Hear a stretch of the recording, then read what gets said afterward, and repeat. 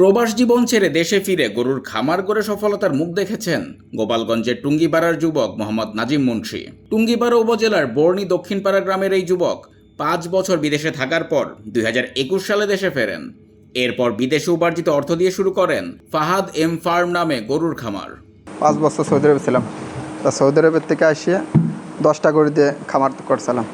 তা খামার 10 গরু দিয়ে উঠে 6 বছর চলছে আমার খামারের বয়স। তো 6 বছরে আলহামদুলিল্লাহ লস ইনকাম লসে পড়ি নেই। ধরেন 5 লাখ 6 লাখ 4 লাখ যে বছরে যেরকম গরু আমি উঠতে সেইভাবে ইনকাম আসছে।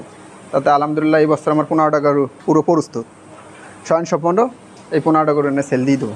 নাজিম জানান, তিনি কম দামে গরু কিনে 7 থেকে 8 মাস লালন পালন করেন। পরে প্রতিটি গরু বিক্রি করে 80,000 থেকে 1 লাখ টাকা পর্যন্ত লাভ পান।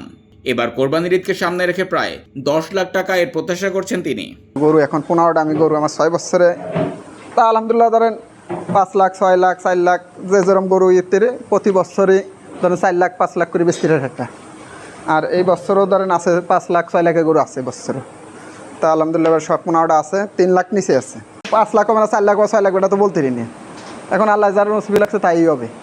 এখন চেষ্টা তো লাভ, সবাই তো লাভের চিন্তাই করে। এখন ধরেন আমার তো এইসব লাখ 10 একটা হবে, ব্যবসা হবে। আল্লাহ দিলে 10 লাখের মতো থাকবে খরচ পাতে যাই। নাজিম মুন্সির ভাষ্য, বিদেশে কষ্ট করে কাজ করার চেয়ে দেশে থেকে খামার পরিচালনা করাই তার কাছে বেশি স্বস্তিদায়ক ও লাভজনক। আলহামদুলিল্লাহ এই খামার নিয়ে অনেক দূর উঠার, আরো গরু উপরে 1-200 গরু বানাতে রেডি স্বপ্ন। আর ঈদ লাগছে মনে বিকাশ পেমেন্ট সব খানে।